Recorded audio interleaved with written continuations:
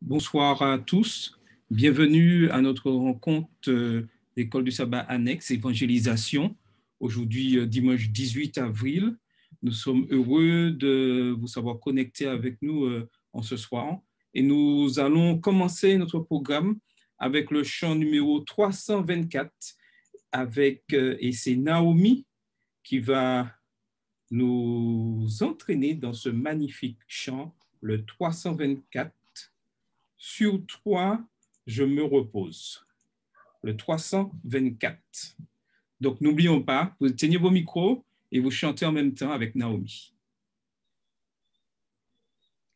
Bonsoir à tous. Comme disait Charles, donc nous allons chanter ensemble le 324. Donc je compte sur vous. Sur toi je me repose, oh Jésus mon sauveur.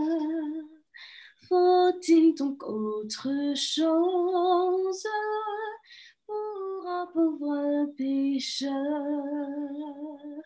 conduit par ta lumière, gardé par ton amour, vers la maison du Père, marchant de jour en jour.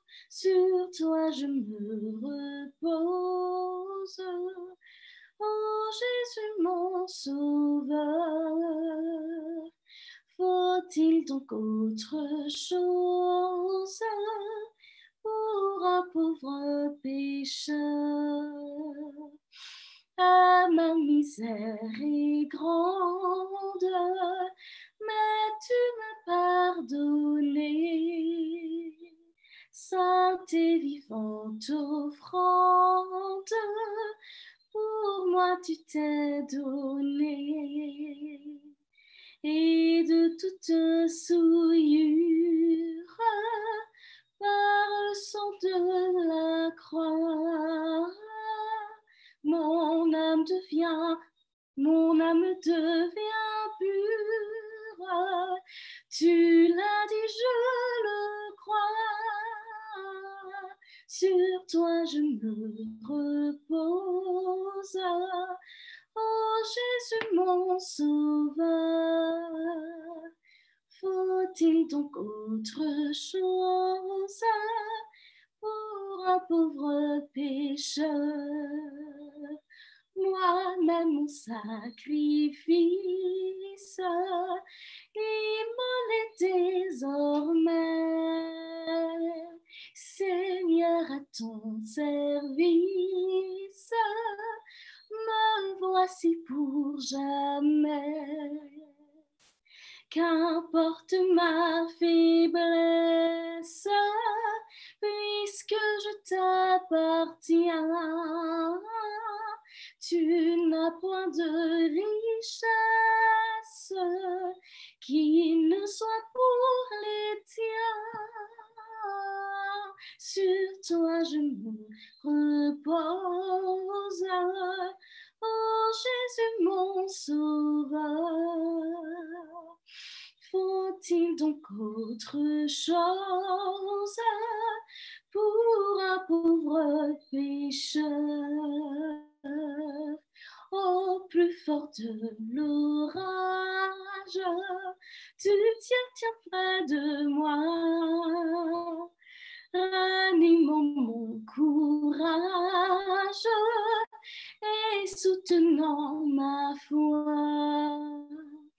C'est dans ton cœur qui m'aime que tu sais me cacher. En vain Satan lui-même voudrait m'en arracher. Sur toi je me repose, oh Jésus mon sauveur. Faut-il donc autre chose pour un pauvre pécheur? En toi j'ai la victoire, la paix, la liberté. toi je rendrai gloire durant l'éternité. Si du bonheur qui passe, la source doit tarir, c'est assez de ta grâce pour vivre et pour mourir. Sur toi je me repose, oh Jésus mon sauveur. Faut-il donc autre chose pour un pauvre pécheur? Merci Naomi. Maintenant, nous aurons la bienvenue et ensuite la prière avec le couple Ulysse. Je dis bonsoir à tous. Bonsoir. Donc, je vais vous chanter en guise de bienvenue un petit chant qui est très connu, que j'aime bien. À la gloire de Dieu.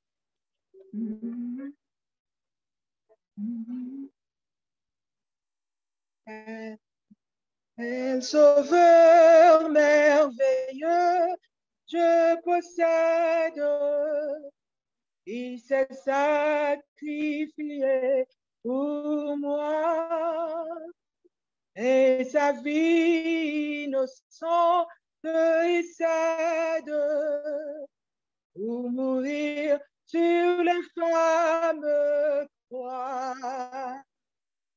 Il renonce à la gloire céleste pour le plan rédempteur de Dieu. Apparence la plus modeste, auquel prix pour me rendre heureux. Attaché à la croix pour moi, attaché à la croix pour moi. Il a pris mon péché, il m'a délivré, attaché à la croix pour moi. Maltraité, innocent pour ma vie, pour mes iniquités brisées et chargé de mes maladies. Il mourut pour guérir, sauver. Attaché à la croix pour moi, attaché à la croix pour moi. Il a pris mon péché, il m'a délivré, attaché à la croix. Moi. Bienvenue à tous. Il est ressuscité, il est vivant. Bonne étude. Merci. Nous écoutons la prière avec Frère Ulysse. Éternel, notre Dieu, notre bon et notre Père céleste, nous sommes infiniment reconnaissants pour les multiples bienfaits que Dieu nous a accordés. Il nous a gardés, qui a conservé en nous les souffles de vie jusqu'à présent. Tout ça, c'est l'effet de ta grâce et de ta miséricorde. Merci pour la journée passée. Merci, Seigneur, pour ton sang qui a coulé sur les voies du calvaire pour le pardon de nos péchés. Daigne-nous laver, daigne-nous purifier avec le sang de Jésus, afin que nous puissions à même de recevoir tes bénédictions les plus précieuses. Seigneur, nous allons étudier, discuter ta parole à travers la leçon de l'école du sabbat. Nous te demandons de nous diriger, de nous assister par ton Saint-Esprit, afin que tous ceux qui se connaissent puissent, Seigneur, bénéficier de ta grâce et de ta miséricorde en ce moment. D'ailleurs nous pardonner, d'ailleurs nous purifier, d'ailleurs nous laver et permettre que, Seigneur, pendant ces moments, que ton nom seul soit béni et que soit glorifié pour ta gloire. Pardon, aidez-nous, Seigneur, à être attentifs à ta parole et à les mettre en pratique. Ce sera pour ta gloire et pour ton nom. Entends, écoute, Seigneur, et pardonne. Nous t'avons prié au nom de ton Fils Jésus et pour ta gloire. Amen. Amen. Amen. Merci beaucoup. Maintenant, nous allons passer au bulletin missionnaire avec Rosémie.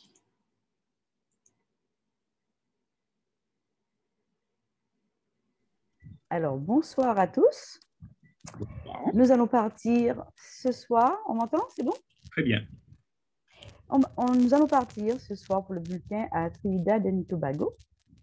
Et nous allons faire la connaissance de Crystal White.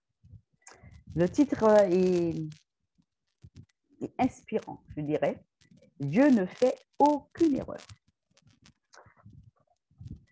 De nombreux enfants, dit Crystal, donc elle raconte que de nombreux enfants qui vivent dans les îles des Caraïbes ont des surnoms. Crystal, nous prenons la connaissance de Crystal, et elle nous dit que dans les îles des Caraïbes, comme en Martinique, on donne beaucoup des surnoms. Et elle a une sœur appelée Catherine, qu'on surnomme Polly, parce qu'elle parle beaucoup, comme un perroquet. Elle a une autre sœur nommée Rachel, mais tout le monde l'appelle Mopsy, parce qu'elle est maigre, dit-elle, comme un balai de serrurière. Le père de Christelle, par contre, l'a appelée laide. Un jour qu'elle était assise dans l'escalier de la maison et que son père descendait, il lui a tapoté l'épaule et lui a dit « Salut laide ». Alors elle a dit « Mais elle s'est sentie mal, elle a dit « Mais je ne suis pas laide ». Mais le père lui a dit « Tu es l'enfant la plus laide que je n'ai jamais eue ». Et Christelle dit que son père a eu 10 enfants, donc vous imaginez comment elle s'est sentie. Les paroles de son père ont changé sa vie. Elle a commencé à lutter contre la dépression. Elle a envisagé le suicide. Elle s'est privée de nourriture pensant que si elle était plus mince, elle serait plus belle. Chaque jour après l'école, elle se regardait dans le miroir et se dénigrait. Pourquoi mon front est-il si grand? Pourquoi mes dents sont-elles si grandes? Pourquoi je suis si grosse? Et elle pleurait, et elle pleurait, et elle pleurait tous les jours. Mais un jour, alors qu'elle se dénigrait devant le miroir, elle a entendu une chanson à la radio. « Rappelez-vous toujours que vous êtes beau », disait le chanteur. « Souvenez-vous toujours que vous êtes terriblement et merveilleusement créé par Dieu. Vous êtes un enfant de Jésus-Christ, le Sauveur, le Seigneur. » Ces paroles ont surpris Crystal. Elle a pensé, si je suis terriblement et merveilleusement créée par Dieu et que je me dénigre autant, ça veut dire que je dis par là que Dieu a fait une erreur. Elle a pleuré encore plus et a demandé pardon à Dieu. Et ses larmes de tristesse, après, se sont changées en larmes de joie. Elle a décidé de se voir à travers les yeux de Jésus plus qu'à travers les yeux des autres. Pour la première fois, à l'âge de 17 ans, elle a commencé à se voir effectivement à travers les yeux de Jésus et a commencé à être heureuse. Les paroles du psaume 139, verset 14, ont pris un nouveau sens. Elle a lu avec joie « Je te célèbre, car je suis une créature si merveilleuse. Tes œuvres sont merveilleuses, des merveilles, et mon âme le reconnaît bien. » Elle a recommencé à manger ce qui lui plaisait. Soupe de maïs avec des pommes de terre, du manioc, des carottes, de la citrouille. Elle se sentait bien. Elle ne se sentait plus sans valeur. Elle avait une raison de vivre. Au lieu de s'apitoyer sur son sort, elle a appris à tout remettre entre les mains de Dieu. Elle a commencé à faire confiance à Dieu, non seulement pour ses besoins quotidiens, mais aussi pour sa joie. Elle a réalisé que personne ne pouvait lui enlever la joie qui vient de Dieu. Chaque fois que quelqu'un l'appelait par des surnoms, elle les ignorait simplement. Quand son père l'appelait laide, elle se rappelait que Dieu l'avait créée, qu'elle était une créature merveilleuse. C'est ainsi que Dieu m'a faite, sœur, disait-elle. Et Dieu ne fait aucune erreur. Aujourd'hui, Christelle a 33 ans et elle est une dirigeante d'église qui aime parler aux jeunes de son Dieu qui ne fait aucune erreur. J'ai l'impression que je n'avais personne auprès de moi quand j'étais jeune. Je veux être la personne qui dit aux autres que Dieu a un but pour eux, tout comme il en a un pour moi. Merci pour votre offrande du 13e sabbat qui, il y a 3 ans, a permis de construire le premier bâtiment d'église à l'université de Trinidad et Tobago. Et l'offrande de ce 13e sabbat permettra d'aider à construire, à ouvrir un centre d'influence, Better Living, sur le campus pour former des étudiants à devenir des missionnaires pour Jésus. Ce qu'il faut un petit peu savoir de Trinidad et Tobago. En 1498, Christophe Colomb a visité les îles. Et la légende raconte qu'il a donné ce nom à Trinidad, à cause des 3 sommets de sa partie sud-est, et à Tobago selon un type local de pipe à tabac. De 1802 à 1814, la Grande-Bretagne a obtenu Trinité et puis Tobago de l'Espagne et de la France. Et en 1889, Trinidad et Tobago ont été réunis en une seule colonie britannique. Le pays est devenu une république indépendante en 1976. L'esclavage a été aboli en 1834, c'est-à-dire avant la Martinique, et des travailleurs sous contrat ont ensuite été amenés d'Inde pour travailler dans les plantations de canne à sucre. Aujourd'hui, les hindous représentent environ un quart de la population de Trinidad et Tobago. La population de cette île est composée d'environ 40% d'hindous, 39% de noirs, 18% de métis, 0,6% de blancs et 0,4% de chinois. Voilà, vous avez fait la connaissance de Christelle, vous avez fait la connaissance de tous les besoins dont ils ont besoin à Trinidad et Tobago. Donc, dès maintenant, mettez de côté chaque jour une petite somme afin qu'au 13e sabbat, nous puissions les aider à accomplir leur vœu qui est d'avoir un centre d'influence, Better Living, sur le campus pour former des étudiants à devenir des missionnaires pour Jésus. Merci pour eux. Merci, Rosémie, pour ce magnifique récit. Donc, comme vous le savez, Trinidad et Tobago font partie de la division interaméricaine, dont la Martinique fait partie. Donc, des offrandes pour tout ce trimestre au niveau de la division et pour toutes les universités qui composent cette division.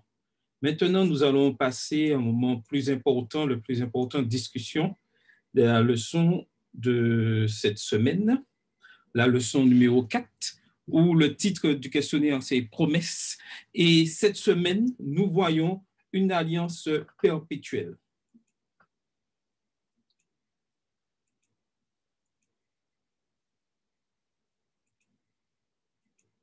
Alors, la leçon de cette semaine nous fait nous poser plusieurs questions auxquelles nous allons parler en ce soir et auxquelles nous serons appelés à réfléchir au cours de la semaine. Quel est le nom de Dieu? Que signifie-t-il? Quelle est la situation des noms que Dieu a utilisés pour s'identifier à Abraham? Quel nom a-t-il utilisé pour s'identifier? Pourquoi Dieu a-t-il changé le nom d'Abraham en Abraham? Pourquoi les noms sont-ils importants? Quelles conditions ou obligations étaient attachées à l'alliance? Et toutes ces questions que nous voyons nous concernent directement, mais en premier lieu, ont concerné Abraham. Dieu a appelé Abraham à une relation spéciale avec lui, une relation qui allait révéler le plan du salut au monde. Et aujourd'hui, le Seigneur souhaite avoir une relation spéciale avec chacun d'entre nous. Chacun d'entre nous, toujours dans le même but qu'il avait Abraham, révéler le plan du salut au monde. Inclinons la tête pour une courte prière. Seigneur Dieu, nous voulons placer ce moment de discussion entre tes mains. tu nous permets de découvrir la puissance de ton nom en ce soir. Permets que ton Saint-Esprit puisse nous aider à mieux comprendre ce plan que tu as pour chacun de nous individuellement et ce plan que tu as pour l'humanité. Bénis chacun d'entre nous, bénis tous ceux qui écoutent et qui écouteront. T'avons prié ton Fils pour ta gloire. Amen. Tout comme avec Noé, Dieu appela Abraham dans une relation d'alliance spéciale qui avait plusieurs paramètres en commun avec l'alliance de Dieu avec Noé. Cependant, par l'alliance avec Abraham, Dieu établissait les bases de l'alliance du salut avec toute l'humanité, du moins toute l'humanité qui sera sauvée. Dans Genèse 15, verset 7, et j'aimerais que quelqu'un puisse ouvrir sa Bible et nous lire ce verset. Genèse 15, verset 7, afin que nous puissions nous mettre vraiment dans le contexte. Donc, n'hésitez pas, prenons nos Bibles, dans Genèse 15, verset 7, et un volontaire, puisque nous sommes là pour participer pleinement ensemble, et un volontaire pour lire. Alors, qui est volontaire pour lire? Oui, je lis. Odile? Oui, Odile, vas-y. Voilà. L'Éternel lui dit encore, je suis l'Éternel qui te fait sortir d'Ur en Chaldée pour te donner en possession ce pays. OK. Dieu donne une auto-identification de lui-même à Abraham en tant que Yahvé, le Dieu personnel. Comment Abraham pourrait-il penser que la gestion de sa vie ne concernait pas Dieu quand Dieu se présente en tant que Dieu personnel d'Abraham? Maintenant, la question à laquelle nous devons nous poser en ce soir pour commencer notre discussion, est-ce que Dieu s'est révélé à moi? Donc, j'aimerais qu'une ou deux personnes puissent répondre à cette question. Dieu s'est-il révélé à moi? Si oui, comment? Alors, vous avez la parole.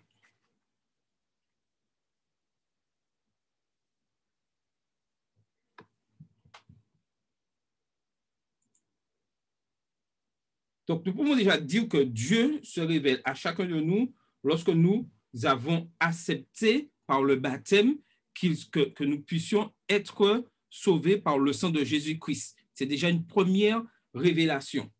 Alors, est-ce que quelqu'un d'autre a quelque chose à ajouter sur ce point-là? L'aspect personnel, comment Dieu s'est-il révélé à moi? Oui, un volontaire? Hello. Oui, ah oui, frère Ulysse, vas-y. Puis après, Harry. Attends. Allez-y. Vas-y. Oui, Dieu révèle toujours avec nous puisque nous sommes les grands bénéficiaires de la promesse qui a été faite à Abraham, parce que c'est une promesse perpétuelle. Ça arrive jusqu'à nous. Mm-hmm. Tout à fait. OK, il y a Harry qui voulait intervenir. Oui, donc ce que je voulais dire, c'est que Dieu se révèle à nous de diverses manières. D'ailleurs, nous avons vu qu'il nous interpelle, qu'il nous parle à travers sa parole, la Sainte Bible, dans laquelle on trouve toutes sortes de conseils sur la manière de vivre. Et par-dessus tout, dans sa parole, il nous est révélé Jésus-Christ, et justement l'alliance qu'il désire faire avec nous. Et justement, par son sang, Jésus-Christ nous donne un nouveau nom et nous ne sommes plus des ennemis de Dieu, mais nous devenons enfants de Dieu. Donc là encore, on retrouve la notion de nom que je pense que nous verrons un peu plus tard. Mais Dieu, en tout cas, il faut comprendre que Dieu s'adresse à nous. Et nous aussi, nous pouvons nous adresser à lui par nos prières, par nos supplications. Nous pouvons entretenir une communication proche avec Dieu. Tout à fait. Et nous voyons qu'aujourd'hui, Dieu souhaite, de la même manière qu'il s'est adressé à Abraham, il souhaite s'adresser à nous personnellement. Et il est important que nous puissions nous mettre dans les conditions pour recevoir cet appel de Dieu. Et nous le découvrerons tout au long de cette leçon. Et je rebondis sur ce que Frère Ulysse disait, Lionel disait, Dieu au départ, fait cette alliance avec Abraham. Et comme le titre de la leçon le dit clairement, il fait une alliance perpétuelle. Perpétuelle, ça veut dire éternellement, continuellement. À aucun moment, Dieu ne souhaite rompre cette alliance. La balle est dans notre camp. Quand il y a rupture de cette alliance, ce n'est pas la faute de Dieu, c'est de notre faute. Et c'est à nous, à chaque fois que Dieu vient vers nous et nous dit, je veux établir cette alliance avec toi, mon enfant, je veux que nous ayons une relation forte l'un avec l'autre pour pouvoir réussir, puisque comme je le disais tout à l'heure, dans le but unique que le monde soit sauvé, d'apporter ce plan du salut au monde. Maintenant, voyons la première partie de la chose. Yahvé, ce nom est l'alliance abrahamique. L'alliance exigeait de la soumission d'Abraham à la gouvernance divine au sujet de ses affaires les plus personnelles. Et aujourd'hui, pour chacun de nous, c'est là l'objectif le plus important. La gouvernance divine au sujet de toutes nos affaires les plus personnelles. Comment Abraham pourrait-il recevoir les avantages de cette alliance s'il maintenait une attitude égoïste? Et c'est pour ça que lorsque nous voyons et dans le Nouveau Testament, Pierre insiste énormément et Paul aussi de se débarrasser de ce moi. Parce que tant que nous restons dans cette attitude d'égoïsme, cette puissance, cette alliance que Dieu veut établir avec nous ne peut se faire. Il ne pouvait pas, et nous non plus. Pendant que nous étudions l'histoire d'Abraham, il y a une tendance à perdre de vue le fait que l'alliance abrahamique était au sujet d'une foi fervente. Car quand Dieu dit à Abraham, quitte tout ce qu'il y a et je vais t'emmener dans un autre pays que tu ne connais pas, Abraham aurait pu se poser la question, où Dieu m'emmène? Où je vais aller? Je vais abandonner quoi là? Je vais laisser quoi? Mais non, Seigneur, c'est un peu trop pour moi. Explique-moi ton plan. Détaille-moi les choses au fur et à mesure et puis je vais réfléchir aussi. Non. La foi, Dieu nous dit d'y aller et nous faisons confiance pleinement à Dieu. Mais le plus souvent, nous voulons tant de détails pour savoir vraiment est-ce que je dois y aller. Mais lorsque Dieu nous appelle, il est important que nous fassions cet acte de foi. Tout comme Abraham, notre alliance avec Dieu est basée sur la foi et la grâce. Notre alliance avec Dieu est basée sur la foi et la grâce. Et ça, c'est très important. Alors, j'aimerais avoir votre avis sur cette partie-là. Pourquoi notre foi doit être basée sur la foi et la grâce? Donc, vous avez la parole. Donc, qui voudrait prendre la parole? Oui, Georges. Oui, bonsoir à tous. Hein. Bonsoir, Georges, oui. Effectivement, donc, c'est pas toujours évident de partir et en faisant confiance sans savoir où est-ce qu'on va. C'est vraiment qu'Abraham a dû vraiment faire preuve de foi. Mais est-ce que la foi était suffisante? Parce que c'est vrai que quand Dieu appelle Abraham, Dieu voit en Abraham un homme sur qui il peut compter et qui peut accomplir ses plans. Mais moi, je me dis que ce n'est pas suffisant. Il faut que le facteur grâce soit là parce que Abraham aurait pu être cet homme, oui. C'est vrai que Dieu voit en lui un homme sur lequel il peut compter, un homme qui pourrait aller jusqu'au bout. Mais s'il n'y avait pas la grâce de Dieu qui devait supporter Abraham, Abraham peut être arrivé parce que Abraham ne demeurait quand même un homme pécheur, faillible, avec les erreurs qu'il a pu commettre. Si la grâce de Dieu n'était pas là au cœur de cette foi, jamais la chose aurait été une réalité, quoi. C'est ma conception de ce que je vois. Tu as tout à fait raison. Quelqu'un d'autre voudrait-il ajouter quelque chose? Oui. Alors, concernant la foi d'Abraham, il y a une notion qui est d'abord importante, c'est que quand Dieu se révèle à Abraham, il lui dit qui il est, Yahvé. Et Yahvé, effectivement, tu l'as dit, c'est le Dieu non seulement tout-puissant, mais aussi c'est le Dieu personnel. Donc, Abraham avait déjà appris à connaître ce Dieu-là bien avant. Et quand Dieu l'appelle, il n'est pas dans une inconnue absolue, parce qu'il connaît déjà Dieu, il a déjà de lui faire confiance, de lui obéir.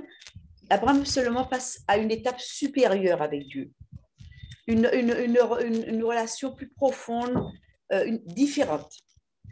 Il y a un progrès dans la relation d'Abraham avec Dieu. Et la grâce, et effectivement, c'est Dieu va faire pour Abraham ce qu'Abraham ne peut pas faire.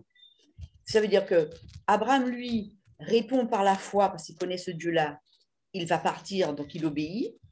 Mais Dieu fera avec lui le reste du chemin quand il fera la promesse pour lui dire qu'il sera une grande nation. Abraham est déjà un homme qui a son âge et une épouse qui est stérile. Et c'est là qu'intervient la grâce. Dieu va faire pour Abraham ce que lui ne peut pas faire. C'est ça la grâce. Ok, d'accord, nous sommes d'accord. Donc, continuons. Maintenant, voyons cet aspect où El Shaddai. Ce terme apparaît pour la première fois dans le texte hébreu de Genèse 17, les versets 1 et 2. Et je demande à une personne de pouvoir lire ce texte-là. Genèse 17, les versets 1 et 2, où on voit ce terme apparaître pour la première fois. Oui, oui, vas-y. Lorsqu'Abram fut âgé de 99 ans, l'Éternel apparut à Abram et lui dit: Je suis le Dieu Tout-Puissant. Marche devant ma face et sois intègre. J'établirai mon alliance entre moi et toi, et je te multiplierai à l'infini. Ok. Le mot utilisé pour Dieu ici, El Shaddai, et comme le texte le dit bien, Dieu Tout-Puissant. Décomposons un peu ce mot. Le mot El est lié à Elohim. Au commencement, Elohim créa les cieux et la terre. Genèse 1, verset 1. Cela signifie l'omnipotence, la puissance, la transcendance. Nous voyons cette puissance de Dieu. Elohim est utilisé pour identifier Dieu tout au long du récit de la création de la Genèse. Le mot El venant de lui est traduit par Dieu environ 200 fois. Il connotait aussi le puissant Dieu. Shaddai, il signifie saint, donnant l'idée de celui qui pourvoit, de celui qui nourrit et de celui qui satisfait. Lié au mot El, il dépeint la notion du tout-puissant et majestueux qui peut subvenir aux besoins de sa création. D'Abraham à Abraham. Oui, d'Abraham à Abraham. Maintenant que nous avons vu El Shaddai, la présence, ce que Dieu est, ce qu'il signifie, maintenant, Dieu accomplit ce changement. Ce changement qu'il veut accomplir, qu'il accomplit avec Abraham, et change son nom Abraham, il le souhaite et il accomplit et il accomplira avec tous ceux qui décident de le suivre.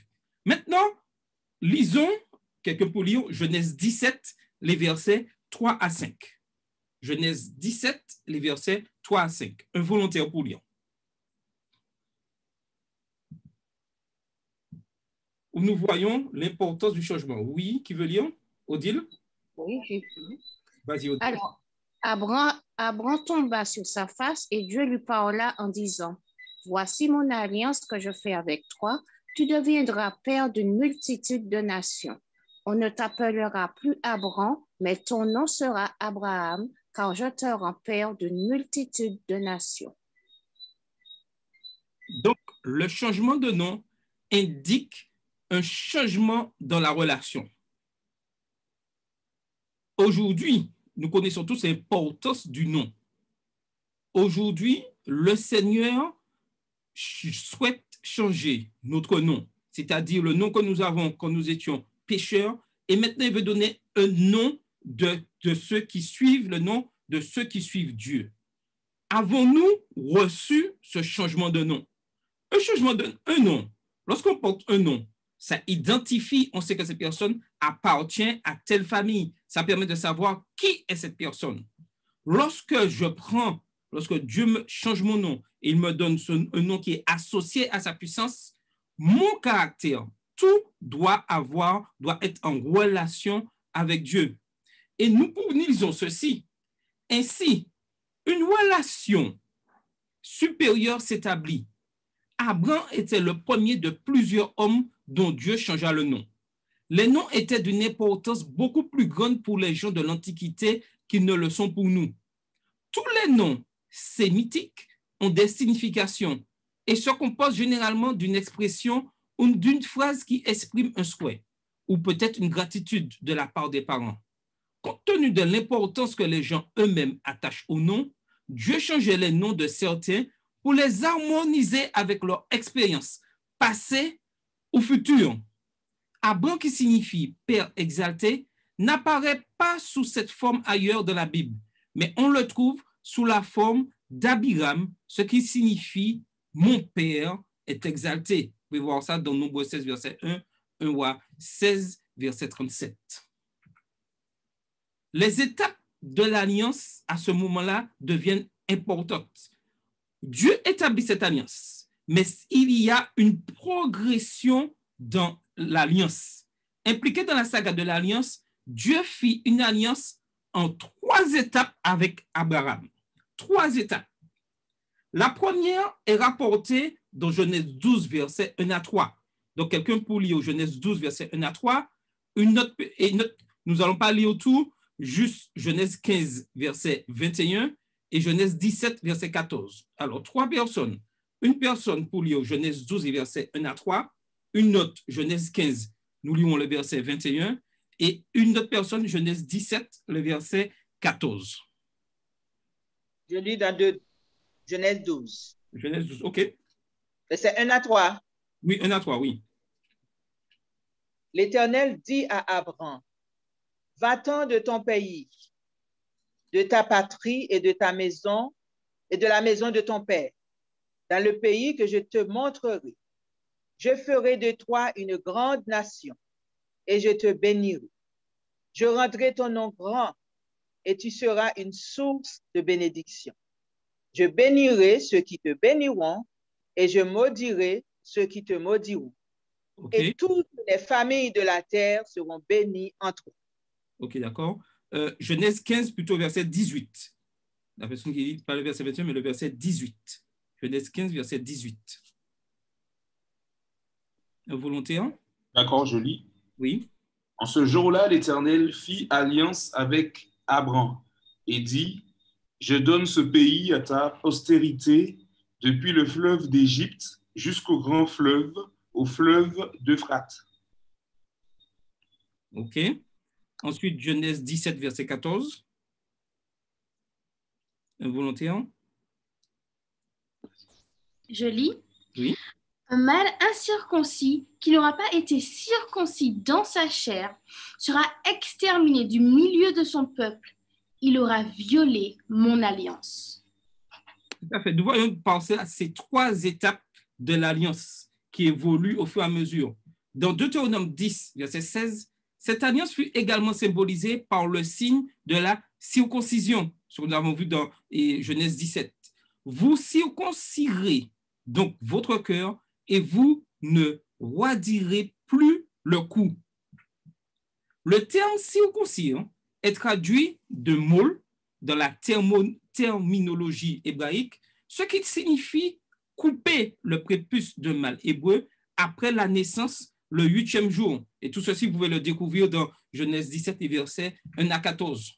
Ainsi, la signification spirituelle du nombre 8 représente la régénération spirituelle dans de nouveaux commencements.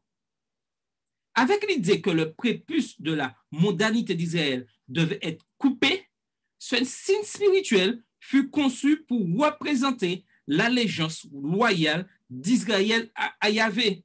Et nous pouvons faire le paradoxe avec nous aujourd'hui, où il nous est demandé de nous couper de la mondanité, des choses de ce monde, afin de pouvoir avoir une relation spirituelle, une relation digne avec Yahvé. Si nous voulons être constamment en relation avec Dieu, si nous voulons avoir une alliance perpétuelle avec Dieu, il est important que nous puissions nous couper de la mondanité, des choses de ce monde.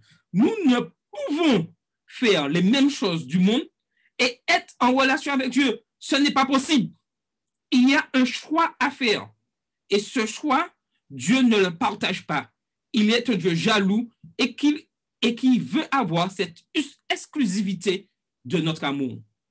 Dieu ne partage pas cet amour. Donc, notre relation avec Dieu ne peut pas être partagée.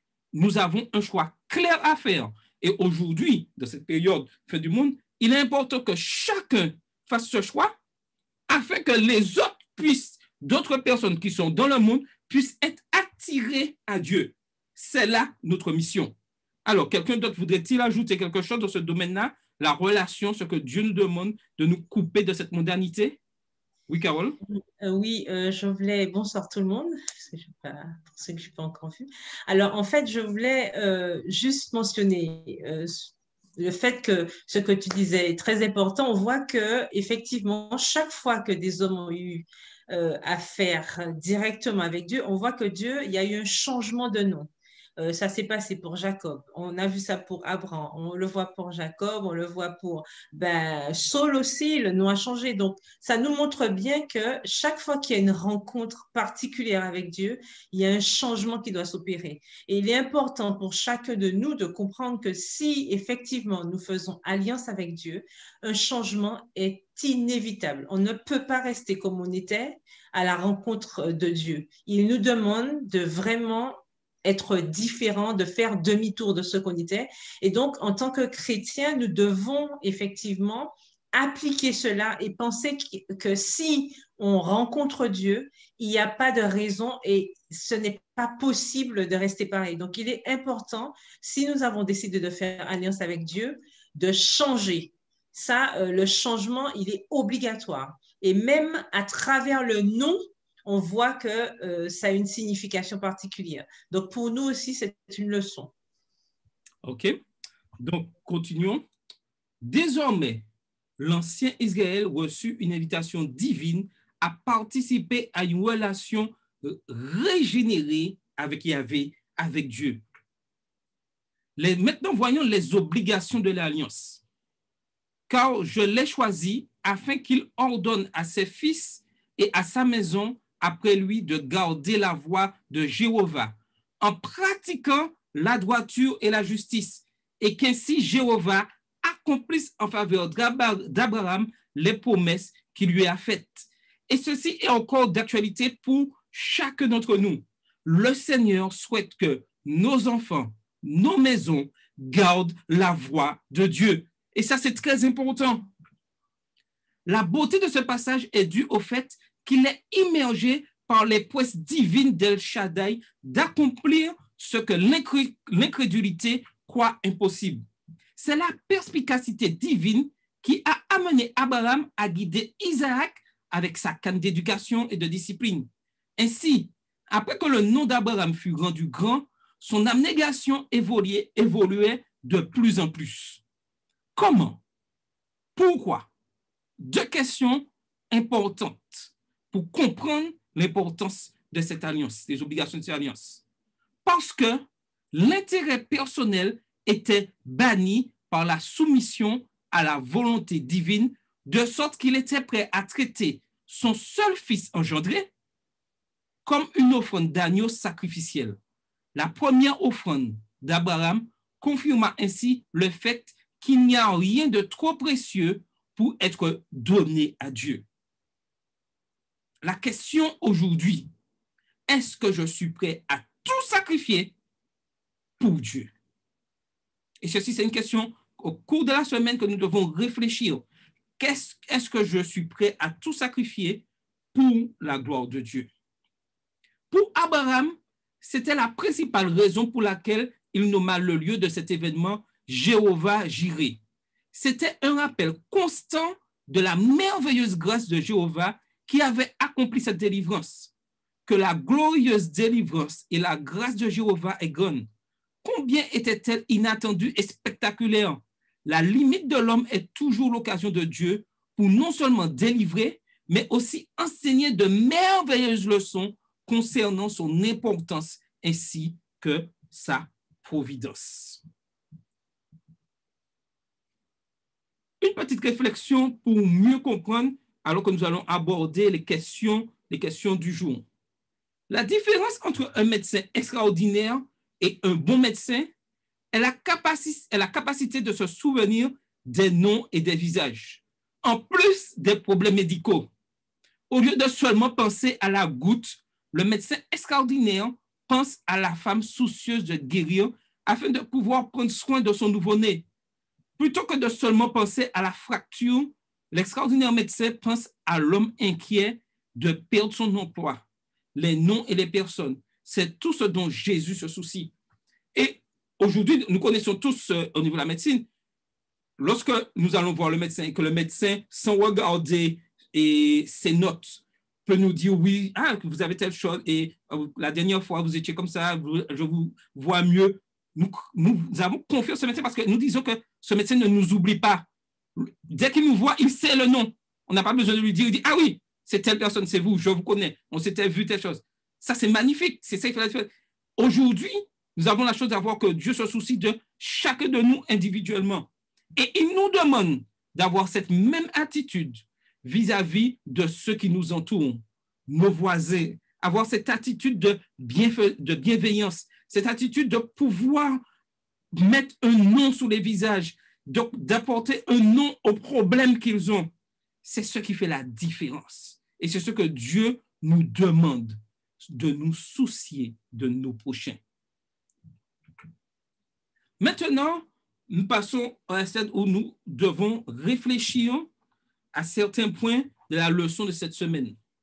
Des passages entiers de la Bible sont remplis de noms et de connexions. À l'époque, les gens prenaient les noms au sérieux. Dans cette optique, expliquer les implications psychologiques et spirituelles du changement du nom d'Abraham à Abraham. Pourquoi Dieu s'est-il donné la peine d'expliquer la signification de son propre nom? Quel impact la signification de son nom avait-elle sur ses partenaires dans la relation d'alliance? Et j'ajouterai, pour compléter cette question, quelle importance ça a pour nous aujourd'hui de porter le nom d'Adventiste du 7e jour? Est-ce que c'est une identité comme ça ou c'est quelque chose de particulier? Vous avez la parole maintenant. Alors, qui voudrait prendre la parole? Oui, je voudrais dire, pour ceux qui étaient là dès le début, comme on a vu dans le bulletin, Cristal avait reçu un prénom, LED, qui avait influencé sa vie parce qu'elle s'était dénigrée, etc., etc. Ce qui montre bien que jusqu'à maintenant, même dans le temps avant, le nom a toute son importance. On l'a vu au début de la leçon. Et je voudrais souligner ce point de la leçon à la page 47 où il nous est dit que Abraham signifiait père exalté et Abraham père d'une multitude. Et que Dieu a donné ce changement, peut-être c'était la façon dont Dieu a voulu aider Abraham à avoir confiance dans la promesse de l'alliance faite à un homme de 99 ans, marié à une vieille femme stérile. En bref, Dieu a changé le nom d'Abraham pour l'encourager à avoir une foi toujours plus grande dans les promesses qu'il lui faisait. Alors, pour répondre à la question, est-ce que notre nom en tant qu'adventiste du 7e jour a un impact dans nos vies? Quand on décompose le nom adventiste, c'est-à-dire ceux qui attendent le retour de Jésus et qui observent le sabbat, si nous avons compris notre nom, le nom que nous portons, et ce que Dieu a fait pour Abraham, c'est peut-être aussi, Dieu qui nous a donné ce nom, c'est peut-être aussi une façon de nous aider à avoir la foi, une foi plus grande, une foi plus stable dans cette promesse du grand retour de Jésus, parce que nous avons on dit que Jésus...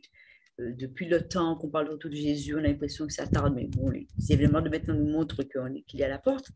Mais ce nom que nous avons reçu, c'est une promesse qui nous est faite de garder la foi en ce retour de Jésus auquel nous croyons et aussi de garder la foi en Jésus, mais aussi d'observer ses commandements parce que nous avons le nom adventiste du 7e jour. Donc, c'est ce que je voulais dire concernant justement les implications de notre nom à nous. Tout à fait, tout à fait. Et pour continuer, au temps biblique, le changement de nom impliquait souvent un changement de statut. Comment pouvez-vous appliquer ce concept à ce qui se passe lorsque vous êtes né de nouveau, lorsque nous adoptons le nom d'Adventiste du 7e jour? Oui, Georges voudrait parler? Oui. Vas-y, Georges, il n'y a pas de souci. Je vois que Charles ne me voit pas. Non, mais oui, non, mais maintenant je t'ai vu. Vas-y. Pas de problème, pas de problème, je comprends. Alors, je disais que par rapport au nom, le nom a l'importance capitale. Et bien souvent, lorsqu'on demande aux personnes, vous êtes quoi? On a tendance à dire, hey, je suis chrétien.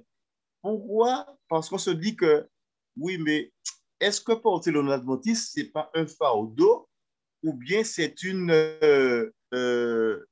opportunité?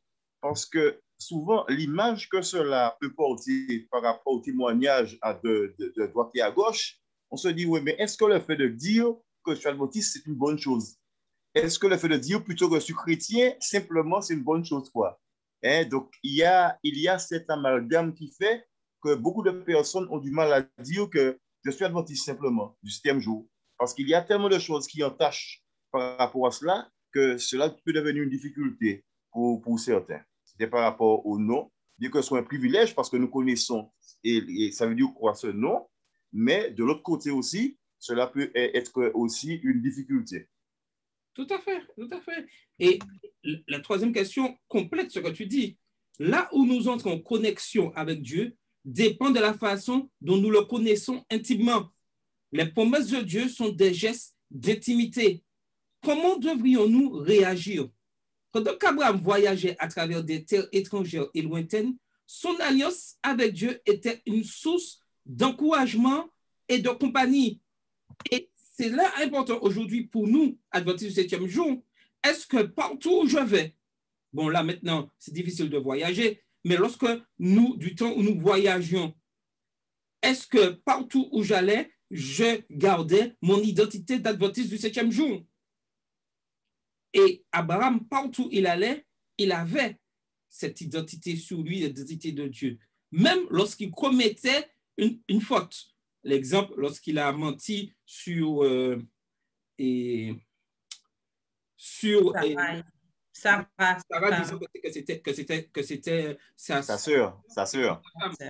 Et ce mensonge a créé une malédiction. Donc nous, aujourd'hui, est-ce que partout où nous allons, nous gardons cette identité d'adventiste du 7e jour? Oui, Carole, tu voulais intervenir?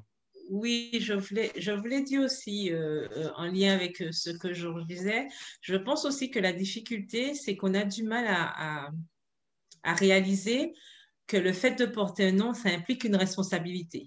Par exemple, quand Abraham est devenu Abraham, donc père d'une multitude, on voit qu'à chaque fois, quand il y a un nom, il y a une responsabilité qui va avec.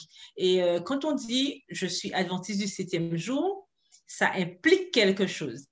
Et souvent, on se contente de dire oui, je suis chrétien parce qu'on n'est pas sûr justement d'être à la hauteur de ce nom que nous avons. Et c'est là toute l'astuce et c'est là tout le défi justement de pouvoir être à la hauteur de ce nom que nous portons. Si nous nous disons adventistes du 7e jour, ben, derrière, ça doit aussi être soutenu par un comportement, une façon d'être, une façon de parler, et puis tout le bagage qui va avec. Et donc, il ne suffit pas d'avoir le nom, il faut aussi avoir la pratique de ce nom-là. Et ça, c'est là tout le défi et c'est peut-être ça qui fait que des fois, on se noie dans l'histoire de chrétien et on ne veut peut-être pas spécifier. Mais nous avons justement tout intérêt à spécifier qui nous sommes pour pouvoir pour que les gens soient au clair sur à qui ils ont affaire, pour ne pas qu'il y ait d'ambiguïté. Tout à fait. Et la... Oui, j'aimerais réagir aussi. Vas-y, Georges. Ah oui, non, c'est Harry. Vas-y. Donc, ce qui se passe, c'est que lorsqu'on regarde même l'histoire d'Abraham, on voit qu'il y a le changement de nom. Et le changement de nom, ce n'était pas l'initiative d'Abraham, c'était Dieu. C'est Dieu qui change son nom. C'est l'action de Dieu seul. De la même manière que Dieu va lui promettre également une bénédiction. Un territoire, Dieu lui dit qu'il sera, dans son nom même, il y a aussi le caractère de sa mission, qu'il sera père d'une multitude. Là encore, on peut faire le parallèle avec l'adventisme. Dans le nom adventiste, il y a également ce que nous proclamons, le retour de Jésus, ce qui implique également la fidélité aux principes bibliques et à la loi de Dieu. Mais là où l'homme rentre vraiment en action Et on voit qu'il a vraiment une part intégrante dans cela. C'est dans l'autre élément. Il y a le changement de nom, certes, mais il y a l'autre élément de l'alliance abrahamique qui est la circoncision. Et la circoncision, Dieu donne justement cet ordre, ce commandement, mais c'est à l'homme justement de pratiquer cette circoncision. Il a le choix. Mais s'il ne pratique pas cette circoncision, il met sur lui en quelque sorte l'opprobre, puisqu'il sort de l'alliance de Dieu en ne faisant pas cette circoncision. Et la circoncision, c'est quoi? Nous avons vu que c'est le fait de couper la chair, couper le prépuce. C'est-à-dire couper, en gros, ce qui dépasse, la chair qui dépasse. Et dans un sens symbolique, ça nous invite également à couper ce qui n'est pas de Dieu dans notre vie. Et dans le symbole spirituel, on voit que dans le Nouveau Testament, il est question de la circoncision du cœur. On le voit également dans Deutéronome. Et ça implique également les inclinations de la chair. Ça veut dire couper toutes ces inclinations de la chair, tous ces désirs charnels qui nous éloignent de Dieu. Ça veut dire prendre la décision de ne pas céder à ces tentations-là. Et c'est Dieu qui nous donne la force justement d'obtenir la victoire sur la tentation, mais nous devons, nous, en tant qu'êtres humains, nous responsabiliser. Ça veut dire que si je sais que certains films vont me pousser à la violence ou vont provoquer des désirs charnels qui vont à l'encontre de la loi de Dieu et tout, à ce moment-là, c'est à moi de prendre la décision de ne pas contempler ces choses-là. Donc, nous aussi, il nous faut apprendre à... Voilà, ça nous montre quand même qu'en tant qu'être humain, on a quand même... notre rôle à jouer. Et lorsqu'on va dans Galates, je cite ce passage-là et j'arrête justement, qui nous montre cette chair qu'on doit circoncire. Voilà. On nous fait part des œuvres de la chair dans Galates 5, versets 19 à 23. Il nous est dit, les œuvres de la chair sont manifestes. Ce sont les impudicités, l'impureté, les dissolutions, l'idolâtrie, la magie, les inimitiés, les querelles, les jalousies, les animosités, les disputes, les divisions, les sectes, l'envie, l'ivrognerie, les excès de table et les choses semblables. Donc, ça nous donne une idée de toutes ces luttes qu'en tant qu'être humain, c'est-à-dire même lorsque Dieu a changé notre nom, même lorsqu'il, ou Abraham, il a changé d'Abraham à Abraham, pour nous, il nous a donné un autre nom, il nous a appelés ses enfants, il nous a appelés adventistes, si nous restons dans le contexte de notre dénomination. Mais ce qui va caractériser justement notre caractère d'adventiste, c'est comment on fait notre circoncision sur la nouvelle alliance, qui est de mettre à mort les désirs de la chair, ce qui revient à parler de la sanctification. Bon, j'ai été un peu long. Non, c'est très bien, c'est très bien. Nous allons pour discuter. Nous allons prendre 5-10 minutes en plus, exceptionnellement. Il n'y a pas de souci. Alors, non seulement... je voulais juste préciser pour que les choses soient bien claires. Je ne sais pas si quelqu'un pourrait expliquer, puisque ceux qui nous écoutent, peut-être qu'ils ne vont pas comprendre cette différence entre la circoncision, puisqu'on a vu le texte tout à l'heure où Dieu demandait justement qu'Abraham soit circoncis. Et est-ce qu'on pourrait expliquer justement cette différence et pourquoi aujourd'hui il n'est plus nécessaire de se circoncire dans la chair? D'accord. Bon, après, j'ai la réponse, mais est-ce que j'aurais préféré que quelqu'un d'autre réponde? D'accord. L'élément de réponse que je pourrais donner, il se trouve également dans l'Épître aux Colossiens. Donc, je vais vous inviter à aller avec moi. Et Colossiens nous parle de la circoncision sur la nouvelle alliance. Donc, je vous invite à prendre avec moi Colossiens 2. Bon, en attendant de trouver le passage, dans Colossiens, on nous montre que la circoncision dans la nouvelle alliance, c'est le baptême. C'est le baptême. Il faut que je retrouve le passage. Voilà. Donc, on voit que l'apôtre Paul fait le lien qu'il y a. Il dit, par exemple,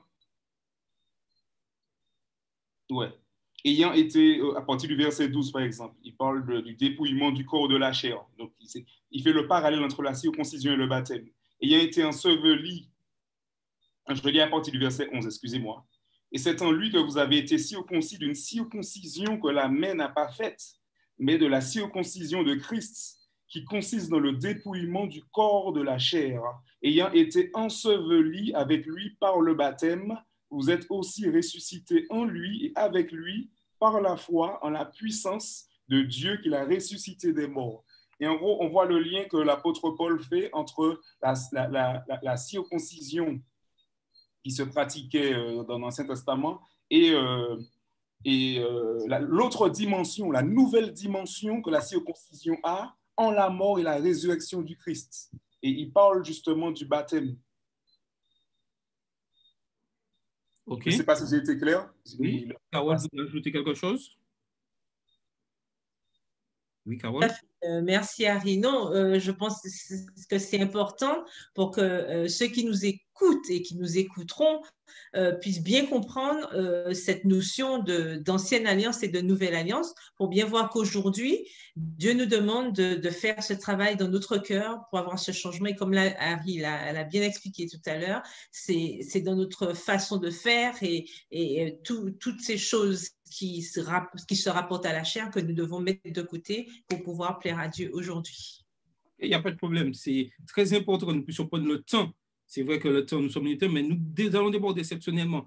Juste pour continuer à bien comprendre les choses, non seulement Jésus connaît votre nom, mais aussi il connaît toutes vos pensées et même la trace de tous les cheveux que vous perdez ou qui blanchissent. Cela nous met-il mal à l'aise ou nous donne plus de sécurité? Est-ce que nous nous sentons mieux? Est-ce que nous avons une crainte? Et ça, aujourd'hui, c'est important que nous puissions comprendre que nous avons un Dieu d'amour qui connaît tous les détails et connaît tout ce que nous faisons. Et le plus, il sait nos motivations.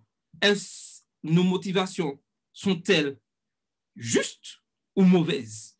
Et il est important que dans la relation avec Dieu, que nous puissions être en harmonie complètement avec ses recommandations. Avec Dieu, l'hypocrisie n'a pas sa place.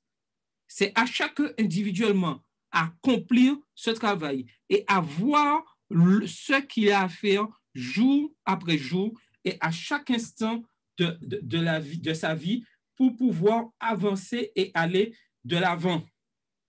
Si Dieu est toujours miséricordieux et s'il pardonne toujours, pourquoi l'obéissance à ses commandements est-elle encore nécessaire pour les humains en alliance avec lui? A-t-il besoin de notre obéissance? Devons-nous être obéissants? Alors, rapidement, pour terminer avec cette question clé, si Dieu est toujours miséricordieux et s'il pardonne toujours, ce sont des questions auxquelles nous posons et à laquelle nous sommes confrontés avec ceux que nous cherchons à montrer qui est Dieu. Pourquoi l'obéissance à ses commandements est-elle encore nécessaire pour les humains en alliance avec lui? Alors, vous avez la parole. Oui. Oui, Georges. Oui, vas-y. Ok, je disais que l'obéissance est vraiment au cœur de l'alliance, hein, parce que ce sont les leçons passées où lorsque Dieu, la semaine dernière, lorsque Dieu avait dit à Noé donc de faire l'arche, Noé a fait l'arche, il a prêché, mais c'était aussi son obéissance qui devait faire qu'il puisse aussi entrer dans l'arche et puis faire toute la suite. Parce qu'il était bien de faire les choses, mais si on n'obéit pas, il faut que l'homme a toujours sa part à faire. Et la part de l'homme, c'est d'obéir. Souvent, on ne comprend pas, mais quand Dieu nous donne une alliance, Dieu fait sa part. Mais notre part, c'est de contracter, c'est d'obéir et d'aller de l'avant, parce que s'il n'y a pas l'obéissance dans ce que Dieu nous demande de faire, alors je ne pense pas que ce sera une alliance qui soit bénéfique pour nous, puisqu'il faut que l'obéissance, il faut que nous puissions faire confiance à Dieu, écouter ce qu'il nous demande de faire afin d'avoir sa bénédiction. Donc, l'obéissance a toute sa place et même au cœur de l'alliance, l'obéissance a toute sa place. C'était ma parole. OK. Rosemée, vous voulez dire? Rosemée, vas-y. Elle voulait parler, Rosemée? Non? Alors, je disais... Oui, je vais dire quelque chose. Alors, avant de répondre à cette question, je voulais simplement aussi parler de la question d'avant. Oui, c'est un Dieu qui voit. Est-ce que ça nous met mal à l'aise que Dieu connaisse tout? La Bible nous dit que Dieu est un Dieu qui voit, qui connaît, c'est le Tout-Puissant. Et surtout, cette notion répond à notre besoin d'appartenance.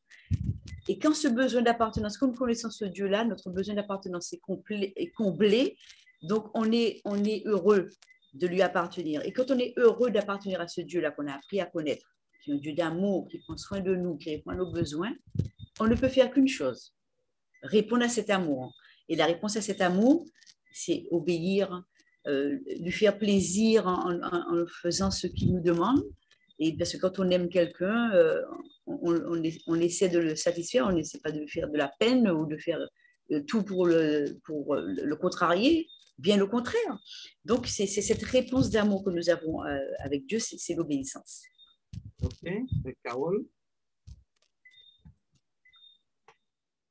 Oui, je voulais ajouter par rapport à tout ça qu'effectivement, on a besoin d'obéissance pour pouvoir confirmer la grâce de Dieu, c'est-à-dire que notre acceptation de son sacrifice pour nous, mais c'est par notre obéissance qu'on prouve effectivement que nous acceptons ce qu'il a fait pour nous.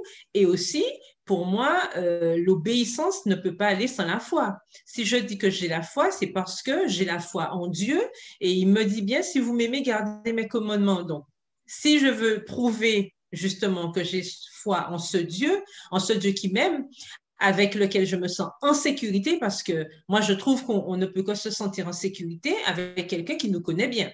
Ça veut dire que tout ce que la personne fera pour moi, tout ce qu'elle me dira, ben, ce sera toujours pour mon bien parce qu'elle me connaît. Et donc, je pense que effectivement, notre foi est confortée de par notre obéissance à Dieu, puisque on a vu, on voit dans les histoires bibliques que la désobéissance n'a jamais mené nulle part. Par contre, tous ceux qui ont fait alliance avec Dieu ont été et qui ont obéi, en fait, eh ben, ils s'en sont bien sortis. Donc, ça veut bien dire que l'obéissance mène justement à cette joie et nous aurons ce paroxysme de la joie lorsque notre Dieu reviendra. Mais en attendant, nous voyons bien que tant que nous obéissons, nous nous sentons mieux lorsque nous obéissons à notre Dieu. Tout à fait. Et un aspect important de l'obéissance, c'est que cela doit se voir. Lorsque je suis en relation avec Dieu, un chrétien adventiste du 7e jour est un chrétien qui obéit au commandement de Dieu, mais l'obéissance se voit. C'est-à-dire, c'est quelqu'un qui étudie la parole de Dieu chaque jour, que sa vie, il y a un changement de sa vie. Et même lorsqu'il pêche, ce n'est qu'un accident, ce n'est pas une habitude. Et ceci, c'est très important, parce que tant de fois, on entend, oui, c'est ma relation personnelle avec Dieu, c'est lui avec moi. Mais ça va beaucoup plus loin. Les autres doivent voir, puisque mon obéissance, comme le disait au début de la leçon, le plan de Dieu, c'est d'avoir cette alliance afin d'amener le plan du salut pour le monde entier. Le fait que je sers et je respecte les commandes de Dieu, ce n'est pas pour moi uniquement. C'est aussi pour montrer aux autres que Dieu est un Dieu d'amour et qu'il faut qu'ils viennent à Dieu. Donc, en tant qu'adventiste du 7e jour, un adventiste du 7e jour qui porte ce nom, c'est un adventiste qui étudie la parole de Dieu, qui connaît ce que Dieu lui demande de faire, qui participe aux activités que Dieu de prière, à tout ce que Dieu demande dans l'adoration et qui est proche de son prochain, toujours à l'écoute de ceux. Et lorsqu'il pêche, ce n'est qu'un accident. Et c'est ce que nous devons jour après jour travailler jour après jour. Et pour conclure, j'aimerais vous laisser ces réflexions. Le changement de nom d'Abraham et Sarai préfigurait le nom nouveau de Christ, qui portera celui qui entrera dans l'alliance de Dieu. Apocalypse 3, les versets 12, Apocalypse 22, verset 4. Suis-je conscient de porter ce nom et comment l'honorer dans ma vie? En entrant dans l'alliance avec Dieu, me suis-je saisi des promesses divines, fidélité de l'amour de Dieu, fécondité spirituelle, royaume éternel égale pays promis? Comment y ai-je répondu? Comment rendre visible l'abandon de tout mon être à sa direction? Voir Romains 6, verset 6 et les versets 11 à 13. Rapidement, quelqu'un pour lire, parce que je pense que ce passage est très important, pour lire ces 4 versets. Romains 6, verset 6 et les versets 11 à 13. Quelqu'un pour lire ce texte-là. Merci beaucoup. Romains 6, verset 6 et les versets 11 à 13. Un volontaire. Y a-t-il un volontaire? Je lis. OK, merci. Verset 6. Et puis les versets 11 à 13. D'accord. Sachant que notre vieil homme a été crucifié avec lui, afin que le corps du péché fût détruit, pour que nous ne soyons plus esclaves du péché. Verset 11. Ainsi vous-même, regardez-vous comme morts au péché et comme vivants pour Dieu en Jésus-Christ. Que le péché ne règne point dans votre corps mortel et n'obéissez pas à ses convoitises. Ne livrez pas vos membres au péché comme des instruments d'iniquité, mais donnez-vous vous-même à Dieu comme étant vivants de mort que vous étiez, et offrez à Dieu vos membres comme des instruments de justice. Tout à fait. Comment est-ce que je remplis mes engagements d'intégrité, d'obéissance par amour, qui constituent ma part dans cette alliance? Isaac n'a pu naître qu'après l'abandon total à Dieu d'Abraham et Sarah. Ai-je laissé naître et grandir le fils en moi? Sinon, comment puis-je le permettre? Si oui, comment cela se voit-il dans mes relations avec les autres, dans l'Église ou à l'extérieur? Comment ma vie et mes paroles peuvent-elles témoigner de la toute-puissance d'amour de Dieu que j'adore et que je sers? Que ces 5 questions de réflexion puissent, durant toute la semaine, nous puissions réfléchir pour mieux comprendre ce que Dieu souhaite dans cette alliance perpétuelle. Je vais demander à Georges, s'il est toujours là, pour nous faire cette dernière prière de consécration, afin que nous laissions vraiment Dieu agir en nous et que nous puissions tenir fermement sa main dans ces temps difficiles que nous vivons actuellement et que cette alliance soit une alliance perpétuelle dans nos vies. Georges, tu peux prier pour nous? Oui, avec plaisir. Merci. Je peux commencer? Vas-y. D'accord. Mon Père Céleste, nous voulons encore te remercier pour ton amour envers nous, Seigneur.